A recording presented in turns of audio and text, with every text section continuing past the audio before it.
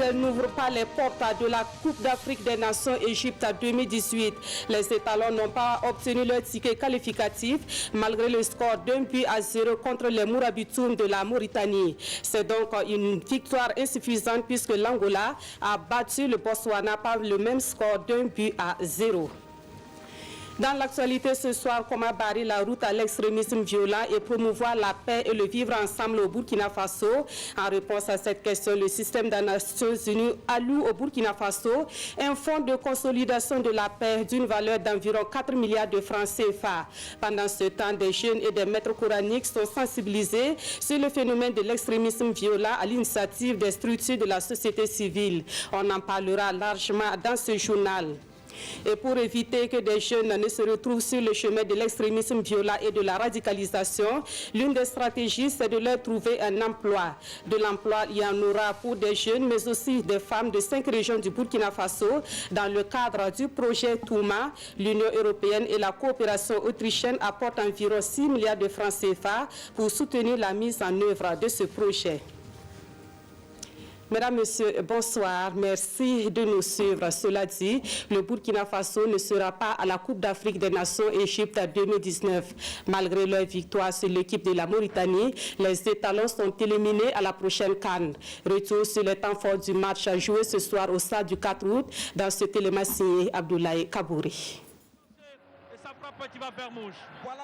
Ce but de Bertrand Traoré à la 18e minute est beau. Il permet aux étalons de remporter la victoire, mais pas la qualification à la CAN 2019 en Égypte. L'Angola, lui, ayant dominé le Botswana, a franchi Town sur le même score. Au stade du 4 août, les Mauritaniens, bien qu'étant qualifiés avant cette 5e journée, dans la poule I, titillent les Burkinabés. La domination des étalons est perceptible.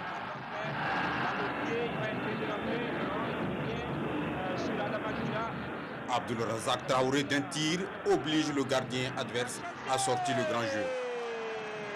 Et c'est la pause. La seconde période est aussi engagée. Paolo Duarte apporte du sang neuf à sa division offensive. Aristide Bansé et Abou Ouattara font leur entrée pour soutenir l'excellent Jonathan Pitropa. Bansé, le sociétaire de l'USFA, se signale. Les velléités de part et d'autre dans cet acte 2 sont vaines et le score reste 1-0 en faveur des étalons. Paolo Duarte doit se mordre les doigts pour avoir tergiversé et rester muet comme une tombe aux différentes critiques allant dans le sens du choix des hommes au cours de ces éliminatoires. Dans la suite de ce journal, le président du Faso détient désormais le rapport 2017 de la Cour des comptes. C'est le premier président de cette cour qui est allé remettre le document ce vendredi au chef de l'État. Roch-Marc Christian Kabouri a également reçu en audience le nouveau bureau de l'Ordre des médecins et le directeur général d'Ecobank Burkina. 3 audiences dont voici la synthèse avec Fousseni Kindou. La Cour des comptes au rapport pour la gestion 2017. Le premier président de la Cour est allé remettre ce matin le rapport de son institution au président du Faso. Un rapport qui indexe les fautes de gestion dans les finances publiques, notamment dans les opérations de l'État, les irrégularités des paiements et la mauvaise exécution des ouvrages. Nous avons relevé au niveau des opérations de l'État une deuxième préoccupation, c'est le faible niveau de l'exécution des dépenses qui sont réalisés sur les prêts et sur les subventions. Et nous avons vu qu'au titre, par exemple, des dépenses sur les prêts, les taux d'exécution n'étaient qu'à 18,33%. Et sur les subventions, 27,86%. Dans la gestion des finances publiques concernant les collectivités territoriales, la Cour dit avoir relevé des dysfonctionnements à l'Est, des retards, mais aussi l'absence d'études de faisabilité pour l'exécution de certains projets. À ce niveau, nous avons relevé un certain nombre de dysfonctionnements, tels que le non-fonctionnement des commissions permanentes, la non-tenue des archives au niveau du Conseil régional de l'Est et de la commune urbaine de Fada. La non-soumission à bonne date des plans de passation de marché à l'examen des équipes techniques de contrôle, ainsi que la mauvaise qualité des investissements au niveau du Conseil régional de l'Est. À l'issue de cette audience, Le premier président de la Cour des comptes confie que le chef de l'État burkinabé attache du prix à la mise en œuvre de leurs recommandations. Quant au nouveau bureau de l'ordre des médecins, dirigé par le professeur Charlemagne Ouedraogo, il a dit être venu se présenter au président du Faso et témoigner du même coup sa disponibilité à contribuer à la mise en œuvre des politiques de santé dans le pays. Lui également est tout nouveau à son poste. C'est le directeur général de Ecobank Burkina, Einar Polari. Il a été introduit par le directeur régional UEMOA de la banque. La délégation a également remercié le président du Faso pour son soutien au secteur bancaire dans le pays. Du côté du Premier ministère, ce matin, l'on a parlé de l'avenir du secteur minier dans le contexte sécuritaire actuel du Burkina Faso. La Chambre des mines du Burkina souhaite un renforcement de la sécurité des personnes et des biens sur les sites miniers. Elle a fait un plaidoyer dans ce sens auprès du chef du gouvernement. Le point de l'audience avec Souleymane Sanou et Inou Alkoy-Janina Kambiri. Conduite par son président Tidiane Bari, la délégation de la Chambre des mines du Burkina est allée faire l'état de sa situation au Premier ministre Christophe-Marie-Joseph Dabiré. Nous avons pour rôle de façon périodique de faire un état de la situation du secteur selon la perspective des acteurs privés rassemblés autour de la Chambre des mines, et de permettre donc aux plus hautes autorités du pays de connaître nos préoccupations et d'écouter également les opportunités que nous pouvons présenter pour que le Burkina Faso continue son cheminement au niveau donc, du développement du secteur minier. En plus des opportunités, la Chambre des mines du Burkina fait un plaidoyer auprès du chef du gouvernement afin que des mesures idoines soient prises et renforcées dans les mines. Nous vivons bien sûr tous, et c'est toute la communauté nationale, des préoccupations en termes de sécurité. Et je crois que de façon centrale, ce sont ces préoccupations-là auxquelles il faut faire face et trouver donc des mesures pour mieux assurer la sécurité des personnes et des biens et permettre à l'outil productif minier de continuer à performer et également de permettre à la recherche minière de continuer à se faire car la recherche, n'est-ce pas, c'est le futur du secteur minier. L'objectif est de permettre au secteur minier d'être plus performant et de servir de levier au développement économique et social du Burkina Faso. Hier à Tenkodogo, le Premier ministre a rendu une visite de courtoisie au Dima de Zougrantenga. Avec Naba Djigampolé, le chef du gouvernement a abordé des sujets d'intérêt national, dont la sécurité et la cohésion sociale. Notons que cette visite a été organisée en marge de l'inauguration de la route Coupéla-Tenkodogo-Cinquancé, frontière du Togo. Yacouba Gamene et Maxime Zongo.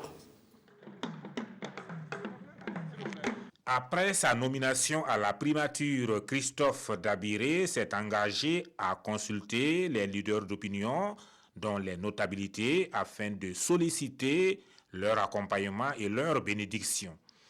En séjour à Tenkodogo à l'occasion de l'inauguration du corridor Coupéla, Tenkodogo-Bitou, Cinquancé, frontière du Togo, le chef du gouvernement a saisi l'occasion pour rendre une visite de courtoisie au Dima de Zougrantenga. Bien évidemment, quand on arrive dans une localité comme celle-là, il est de bon ton de prendre contact avec les notabilités et les autorités coutumières et religieuses. Et c'est dans ce cadre-là que je suis passé lui dire un bonjour et souhaiter que nous puissions cheminer ensemble pendant la période où je serai au Premier ministère. La situation sécuritaire, le délitement de la cohésion sociale et bien d'autres sujets d'intérêt national étaient au centre des entretiens. Très honoré par cette visite, Naba Djigampolé de Tenkodogo, pour sa part, a marqué sa disponibilité à accompagner le chef du gouvernement dans son travail au quotidien. Justement, nous parlons de cohésion sociale, mais aussi de lutte contre l'extrémisme violent, deux domaines dans lesquels le système des Nations Unies accompagne le Burkina Faso. Cet accompagnement se fait à travers le Fonds de consolidation de la paix, d'un montant d'environ 4,6 milliards de francs CFA. Ce financement servira à mettre en œuvre 3 projets de promotion de la paix et de lutte contre l'extrémisme violent. Pawatrogo Chansongo et Mounira Keri. La cohésion sociale et le vivre ensemble mis à rude épreuve au pays des hommes intègres, le système des Nations Unies apporte sa pierre pour un Burkina de paix et de quiétude. Le pays vient de bénéficier des fonds de consolidation du système des Nations Unies et ce sont plus de 4 milliards de francs CFA qui sont octroyés pour promouvoir une paix durable et accompagner le développement local. Les Nations Unies sont engagées à faire en sorte que tout ressources financières, tout instrument dont dispose le système soit activé pour qu'on puisse accompagner les efforts volontaires déjà déployés par le gouvernement afin que nous soyons auprès des populations dans le besoin aujourd'hui. 8 millions de dollars, soit environ 4 milliards 400 millions de francs CFA destinés à la mise en œuvre de 3 projets formulés pour la consolidation de la paix au Burkina. Ces 3 projets viendront à répondre au diagnostic qui a été établi, c'est-à-dire donc regarder comment est-ce que nous pouvons encore reconstruire le processus donc du vivre ensemble qui a été remis à mal. Comment est-ce que nous pouvons accélérer donc les leviers de cette cohésion sociale et comment est-ce que nous pouvons accompagner les forces de défense et de sécurité qui sont sur le terrain. Cette session est la toute première de l'année 2019 du comité conjoint d'orientation du Fonds de consolidation de la paix au Burkina. Après présentation des termes de référence, les membres vont examiner et adopter les plans d'action et de travail de 2019. Et pour barrer la route à l'extrémisme violent, la sensibilisation et le dialogue interreligieux s'avèrent être des moyens appropriés. C'est la conviction de l'Union fraternelle des croyants de Dori qui initie un atelier sur la lutte contre l'extrémisme violent et la radicalisation. Les jeunes sont les bénéficiaires de cet atelier national. L'ouverture des travaux avec Konsun Koulibaly et Tanga Kafando. Plus de 60 jeunes de confession chrétienne et musulmane prennent part à cet atelier national sur la radicalisation et l'extrémisme violent. Un atelier organisé par l'Union fraternelle des croyants de Dori afin de permettre aux jeunes de comprendre les notions de base sur la radicalisation et l'extrémisme violent et de pouvoir jouer leur partition dans la lutte et la prévention du phénomène. Donc pour nous, c'est vraiment important que l'on puisse sensibiliser cette jeunesse-là, qui est la majorité d'ailleurs de notre population, et donc qui est assaillie par les problèmes, des problèmes liés à l'emploi, des problèmes de manque de perspective parce qu'il n'y a pas assez d'opportunités qui se prêtent à eux. Et qu'en dépit de tous ces problèmes, que ces jeunes-là, parce que convaincus que la paix est un préalable pour avancer, s'engagent dans des mouvements, s'engagent dans leur quotidien, s'engagent dans leur vie pour que les choses s'améliorent. Pendant 2 jours, les participants ont droit à des communications sur la thématique et les échanges vont permettre à la fin des travaux de définir le rôle que devra jouer la jeunesse dans le combat. Tout le monde n'est pas là. Nous, en tant que jeunes, une fois à la maison, on va aussi sensibiliser les autres et aussi ils auront, et même s'ils ne sont pas là, ils pourront aussi avoir quelques rudiments pour lutter contre le terrorisme. L'Union fraternelle des croyants de Dori œuvre à la tolérance et au dialogue interreligieux et cet atelier est une de ses nombreuses activités allant dans le sens de la lutte contre la radicalisation et l'extrémisme violent au Burkina Faso. Et au nom des acteurs sensibilisés sur le sujet de l'extrémisme violent, il y a les maîtres coraniques. Ceux de la province du Yaga dans la région du Sahel ont été conviés à une séance de sensibilisation sur le sujet, mais également sur la collaboration entre population et forces de défense et de sécurité. Justement, les FDS et d'autres membres d'organisations de la société civile ont été associés à cette sensibilisation initiée par l'association Tabital Andal. Yamba Nakulma et Seydouson. La participation citoyenne des maîtres coraniques à l'édification de la paix au Burkina Faso, c'est sous ce thème que se tient cette rencontre sur la sécurité et la paix dans le Yaga. L'action de l'association Tabital Andal des maîtres coraniques du Sahel. Je trouve que le thème est non seulement pertinent, un thème d'actualité, eu égard à l'actualité portant sur l'insécurité que nous vivons actuellement un peu partout au Burkina et particulièrement dans la région du Sahel. À cette rencontre de Seba, les participants vont échanger sur les droits et devoirs de l'enfant et la place des foyers coraniques dans le système éducatif du Burkina Faso. On se rend compte que de plus en plus, surtout au Sahel ici, les foyers, les écoles classiques sont en train de mourir au profit des foyers coraniques. Et si tel est le cas, est-ce qu'il ne serait pas nécessaire de valoriser ces foyers coraniques en les donnant une reconnaissance pour créer des écoles franco-arabes dans les deux sens. En ce moment, on trouvera que et l'école arabe et l'école classique se retrouvent dans une même entité. Créée en 2017, l'association Tabital Andal des maîtres coraniques du Sahel a pour objectif de contribuer à l'amélioration des conditions de vie de la communauté islamique et de promouvoir la culture de la solidarité, de la paix pour un développement durable.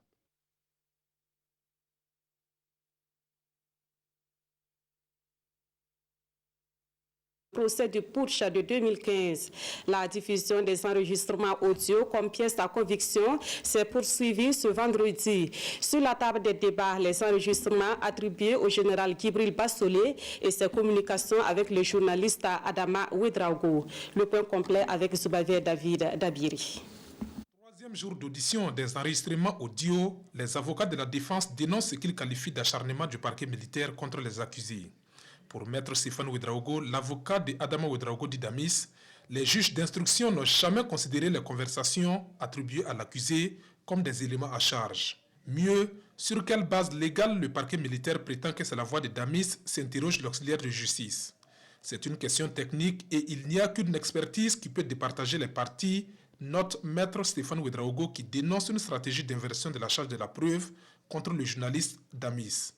Et le parquet militaire de rétorquer que Damis est à la barre en tant qu'accusé, pas en qualité de journaliste, et s'il a la preuve que les écoutes sont fabriquées, qu'il les apporte. Après cette passe d'armes verbale, d'autres écoutes téléphoniques attribuées aux généraux Djibril Bassolé et Gilbert Djendjéré sont diffusées. Dans ses communications, le général de gendarmerie appela le président du CND à la résistance, à créer une situation chaotique afin de contraindre le gouvernement de la transition à aller vers un accord. D'autres communications mettant en lien le général Djibril Bassolé et Dame Yolande Belemviré, un interlocuteur malien, Bi-Ila Jean-Bénédicte et Fatoumata Thérèse Diawara sont également diffusées. Avec cette dernière, il est question d'une mobilisation de ressources afin de soutenir le noyau dur du RSP, des échanges d'informations sur les états d'âme du général Djendjéré et surtout des connexions avec des forces étrangères. Appelée à la barre, Fatoumata Thérèse Diawara dénonce des preuves forgées et précise qu'avec la technologie, l'on peut tout faire. Son avocat Maître Latif Dabo embouche la même trompette et dit attendre toujours les preuves de la culpabilité de l'accusé. Pour le parquet militaire, les éléments sonores diffusés se suffisent à eux-mêmes. Et Maître Guy Hervé Cam des parties civiles de conclure sur le sujet, je cite, « Les éléments audio sont nombreux, les connexions évidentes et les faits têtus. La meilleure défense pour les accusés était donc le repentir. » Fin de citation. L'audience reprend le lundi 25 mars 2019 à 9h au tribunal militaire de Ouagadougou. Autre point de l'actualité, l'Union européenne et la coopération autrichienne, deux partenaires du Burkina Faso qui se fixent un même objectif, celui de soutenir l'entrepreneuriat et la création d'emplois au profit des jeunes et des femmes burkinabais. Les deux partenaires débloquent environ 6 milliards de francs CFA pour la mise en œuvre du projet dénommé Projet Touma, qui sera mis en œuvre dans 5 régions. La signature de la convention de financement est intervenue ce matin à Ouagadougou. Jean-Eudes Bala, Abdoul Rasmane Zongo. Booster le secteur privé local et tout court l'économie rurale par la promotion de l'entrepreneuriat, la mise en valeur de périmètres irrigués et la création d'emplois pour jeunes et femmes, c'est tout le sens de ces signatures de convention. Des signatures qui entérinent le cofinancement de l'Union européenne à hauteur de 80% et l'Autriche pour 20%, en faveur du projet Touma, qui signifie en langue locale morée travail, activité, et au bénéfice de 5 régions du Burkina. On met en œuvre en partenariat, fort partenariat avec l'Union européenne qui est le financeur principal, mais aussi avec très fort partenariat avec les régions, parce qu'on croit dans l'histoire de la coopération autrichienne ici et ailleurs, que le développement se passe d'en bas en haut, des communes, des régions d'abord, parce que c'est la base de chaque pays. La partie burkinabé donne son sentiment. Un projet d'environ 10 millions d'euros, 6 milliards et quelques de nos francs, pour développer un secteur privé local, à travers donc, la création d'entreprises de jeunes, à travers donc, le financement d'espaces aménagés dans l'esprit de créer de la matière première pour soutenir ces entreprises, mais aussi de former 4500 jeunes pour qu'ils puissent en tout cas insérer plus facilement le marché de l'emploi, ce qui va nous permettre de créer environ 13 000 emplois. 24 projets initiés par les communautés rurales elles-mêmes sont répartis entre les 5 régions bénéficiaires et l'exécution des 10 projets est pilotée par les présidents des conseils régionaux respectifs et pour une durée de 3 ans. Le ministère de l'Environnement, de l'économie verte et du changement climatique s'engage à réduire, voire éliminer le mercure dans l'exploitation artisanale de l'or. Cela commence par la formulation d'un plan d'action national, objet d'un atelier à Ouagadougou. Et dans ce combat qui s'annonce contre le mercure dans les sites d'orpaillage, le Burkina Faso est soutenu par le Fonds pour l'environnement mondial. Jean-Eudes Bayala et Adama Koulibaly.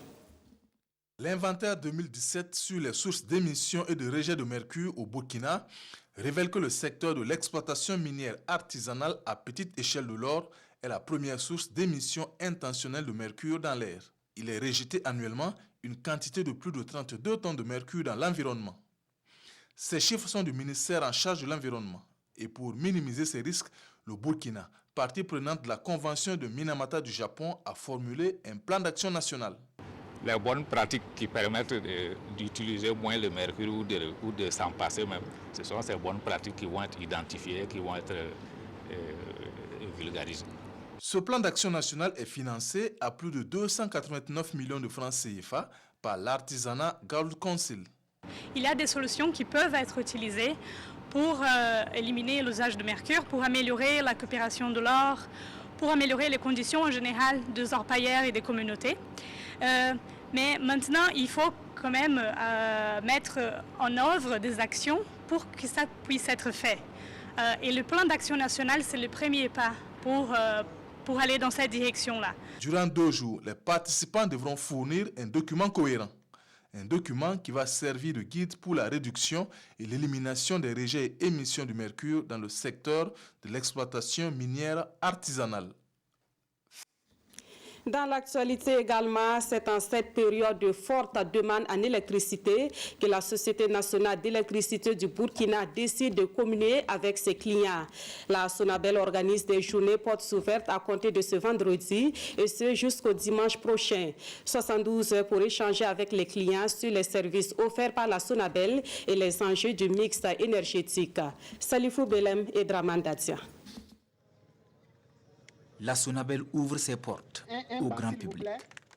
Visite de stand où les différents produits et services sont mis en exergue. Mais aussi cette visite guidée sur le site de la centrale photovoltaïque de Zaktouli et dans les locaux de la centrale thermique de Komsilga. Journalistes et représentants d'organisations de la société civile sont à l'honneur. On était très convaincus, on était très édifiés pour ce qu'on a vu. C'est des personnes qui travaillent 24 heures sur 24. On a visité 7 groupes qui est tout le temps en fonction, qui permet à nos populations de se soulager un peu. Ils l'ont eux-mêmes dit, c'est pas le top des tops, mais ils font beaucoup avec le peu qu'ils ont. Le solaire et le thermique conjugués pour minimiser les délestages. La canicule s'annonce. Et la nationale de l'électricité rassure. La situation n'est pas alarmante à ses yeux, car l'offre et la demande sont à équilibre. Nous avons un équilibre précaire. Vous savez, ça dit qu'en temps réel, on peut dire que l'offre et la demande sont équilibrées. Mais il suffit d'une indisponibilité d'une unité pour qu'il y ait un déficit. Et pour le moment, vous voyez que nous n'avons pas fait un programme de délestage. Quand vous comparez cette année avec les années antérieures, il y a quand même un effort qui est fait. Et vous savez, l'année passée, on a perdu pas moins de 25 milliards dû au fait donc, que nous avions un déficit de près de 100 MW. Et je pense que dans 2 semaines, nous allons avoir la possibilité d'injecter 25 MW de plus. Un mix énergétique pour satisfaire la clientèle. Mais le défi demeure la sécurisation de l'approvisionnement. La Sonabel invite alors à des économies d'énergie. Même initiative au Centre de promotion de l'aviculture villageoise qui ouvre ses portes au public à Ouagadougou. Les premières journées portes ouvertes du CEPAVI se tiennent les 22 et 23 mars sous le thème Aviculture au Burkina Faso, enjeux et perspectives. C'est un cadre d'échange et de partage d'expériences à travers des expositions et des panels. Nous suivons la cérémonie d'ouverture avec Frédéric Etienne Bassenga. Le Centre de promotion de l'aviculture villageoise, le CEPAVI, lance ses premières journées avicoles. 2 jours pour échanger des enjeux et des perspectives de l'aviculture au Burkina Faso. Ils sont venus de tous les secteurs de ce domaine pour partager leur expérience.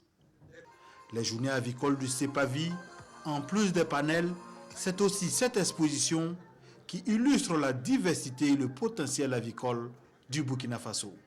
Notre motivation principale pour la proposition de cette journée, c'est beaucoup plus pour créer un cadre de concertation entre les acteurs de la filière avicole en général.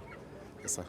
Nous estimons que pour permettre le développement de la filière, il faut bien sûr que les acteurs puissent se parler dans leur ensemble. Les premières journées avicoles du CEPAVI rentrent dans un cadre plus global, contribuent à la visibilité des actions du ministère des Ressources animales et halieutiques.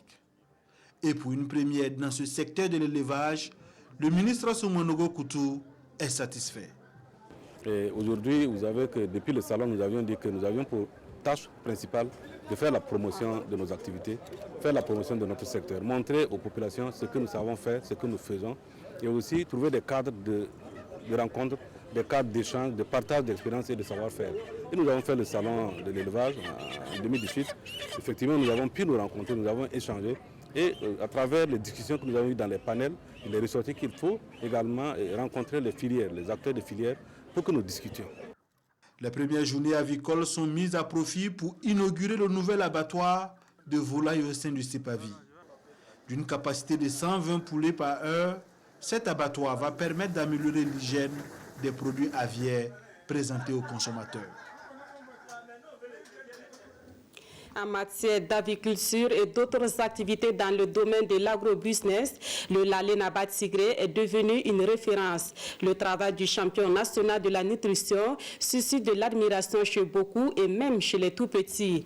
Les élèves de l'école primaire Jeanne Fontbonne de Ouagadougou ont effectué une visite sur les exploitations agro-silvopastorales du Lalé Nabat Tigré situé à Dapelgo. On voit cela avec Oscar Soulama et Olopoda.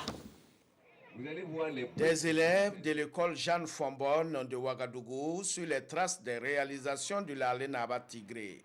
368 écoliers sont venus s'abreuver à l'école du champion national de la nutrition. Nous avons fait le choix de venir ici, chez le Lalé Nabat, pour voir de près ce que c'est que l'agriculture, l'élevage et la pisciculture. Joindre la pratique à la théorie, l'école Jeanne Fontbonne semble taper à la bonne porte.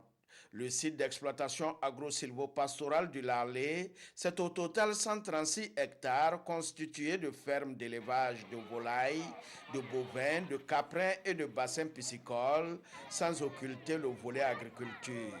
Un laboratoire à ciel ouvert qui édifie autant qu'il fascine par son potentiel et l'éveil des consciences. J'ai su comment les fraises poussaient. J'ai pu voir les concombres, les aubergines. J'ai su comment les milles sortaient.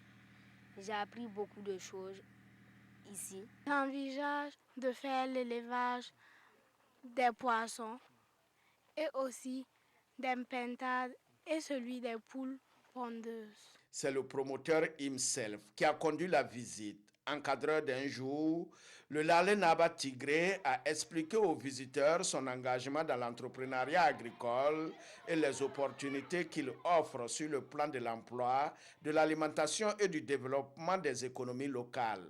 L'avenir du Burkina là, sera meilleur que si notre agriculture, notre élevage prend de l'ascendance, prend de la croissance, a en tout cas des hommes bien formés. Et les enfants apprennent de leurs parents. Et en tant que père, je suis fier de voir que ces jeunes, de par leurs encadreurs, de par leur direction, sont venus voir, s'inspirer de modèles. Les élèves de l'école Jeanne Fombonne repartent les mains chargées de Moukbine, une des cultures phares des exploitations Belouette. Et c'est la fin de ce journal. Merci de l'avoir suivi. À suivre à 21h le magazine des sports, dont une bonne partie sera certainement consacrée à l'élimination du Burkina Faso à la CAN Égypte 2019. La dernière édition du journal vous sera présentée par Ruth Bini Ouattara. Merci de votre fidélité à la RTV.